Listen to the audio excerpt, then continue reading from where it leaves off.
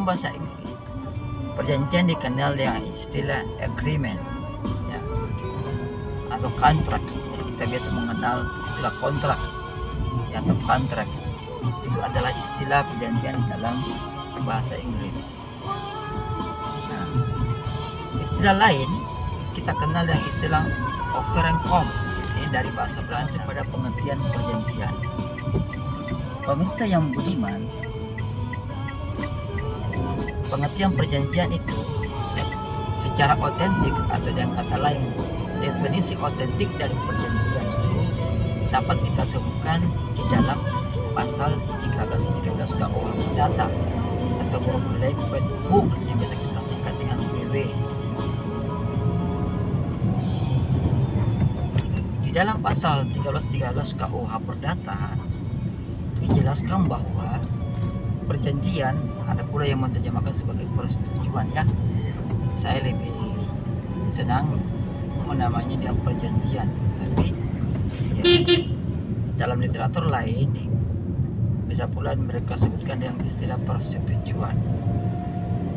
Nah, perjanjian di dalam pasal 13 KUH Perdata kurang lebih dinyatakan sebagai berikut. Suatu perbuatan yang terdiri dari seorang atau lebih, di mana seorang atau lebih itu mengikatkan dirinya terhadap seorang atau lebih lainnya. Mari kita kupas kalimat per kalimat dari pengertian perjanjian yang disampaikan oleh pasal 13 KUH Perdata ini. Di dalam doktrin, para ahli di bidang hukum perdata setuju dan sepakat menyatakan bahwa pengertian ini adalah pengertian yang tidak lengkap, yang memiliki kelemahan. Ya, kita bahas dulu dari pengertian dari kalimat yang pertama, yang menyatakan bahwa suatu perbuatan. Dalam pasal 13 KUH Perdata dengan jelas dia menyatakan bahwa perjanjian adalah suatu perbuatan. Kata suatu perbuatan berarti merujuk kepada semua perbuatan, sedangkan perjanjian itu hanyalah perbuatan hukum saja. Jadi tidak semua perbuatan itu masuk dalam kategori perjanjian. Inilah yang menjadi kelemahan pertama, ya. Kelemahan pertama itu kenapa? Karena pengertian perjanjian yang disampaikan oleh pasal 13 KUH Perdata tersebut sangatlah luas. Ini yang menyebabkan pengertian tersebut lemah, atau ya, salah satu kekurangannya, ya, kekurangan yang pertama. Jadi sangat luas. Kenapa luas? Karena mencakup semua perbuatan. Padahal perjanjian itu hanyalah perbuatan hukum saja. Tidak semua perbuatan masuk dalam kategori perjanjian. Nah, apa itu perbuatan hukum? Perbuatan hukum secara sederhana dapat kita maknai atau artikan sebagai perbuatan yang diatur oleh hukum. Perbuatan yang diatur oleh hukum. Jadi ada suatu perbuatan yang tidak ada aturannya dalam hukum, itu bukanlah perbuatan hukum, tapi perbuatan biasa aja. Nah, selanjutnya kalimat berikutnya menyatakan bahwa ya, terdiri dari seorang atau lebih, di mana seorang atau lebih ini mengikatkan dirinya terhadap seorang atau lebih lainnya. Kalimat ini mengandung makna bahwa perjanjian itu di dalam pasal 13 KUH Perdata sangatlah sempit jangkauannya. Sempit jangkauannya karena yang dimaksud dengan perjanjian di dalam pasal 13 KUH Perdata ini hanyalah mencakup perjanjian parsial saja atau perjanjian sepihak, di mana dalam kenyataannya kita kenal dengan istilah perjanjian hibah atau perjanjian cuma-cuma, ya kan? Kata seorang atau lebih mengikatkan dirinya terhadap seorang atau lebih, ya, itu mengandung makna bahwa hanya satu pihak saja yang terikat di dalam perjanjian itu. Dari kata-kata mengikatkan dirinya terhadap seorang atau lebih, hanya satu pihak. Pihak itu bisa terdiri dari 2 orang, 1 orang, 3 orang, selebihnya ya, itu pihak. Hanya satu pihak saja yang terikat karena hanya satu pihak yang mengikatkan dirinya. Tidak ada saling mengikat di situ. Perhatikan kalimatnya, seorang atau lebih mengikatkan dirinya terhadap itu lawan janjinya ya.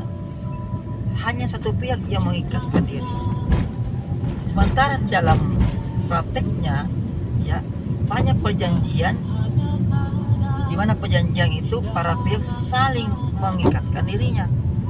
Kalau saling mengikatkan dirinya berarti kedua belah pihak memiliki kewajiban ya. Pihak satu punya kewajiban, pihak satu memiliki kewajiban.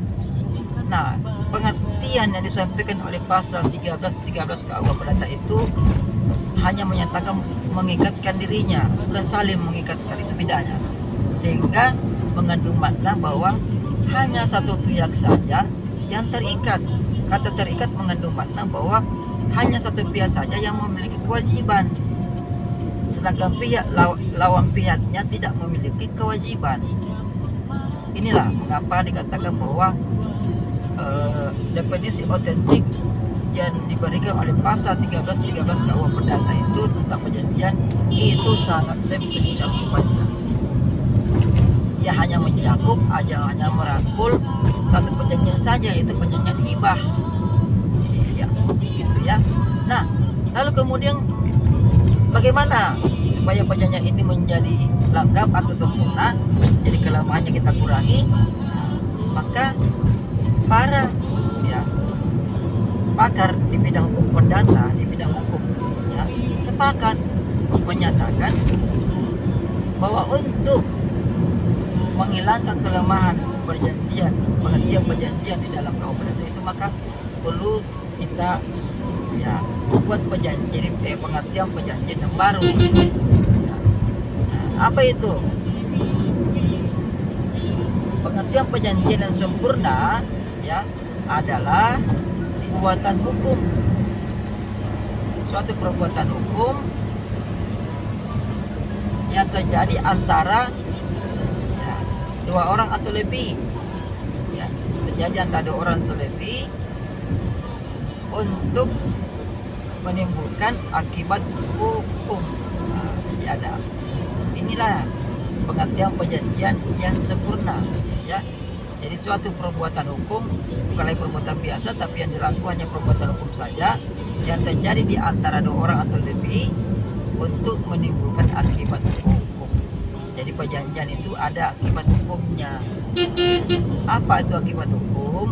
Akibat hukum adalah akibat yang diatur dalam hukum. Itu secara singkat, sederhananya. Baik, karena ini sudah hampir sampai di tempat kerja saya sudah hampir sampai di kampus USN Polaka Tercinta, maka ya berbagi ilmu dengan saudara pemirsa itu cukup sampai di sini saja. Sampai ketemu di dalam acara spesial selanjutnya. Tetap bersama saya di channel Dr. Aritono. Wassalam.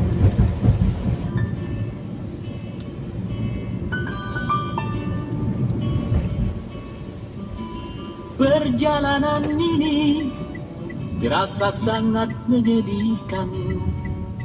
Terima kasih ya sudah menonton. Jangan lupa subscribe, like, dan komen.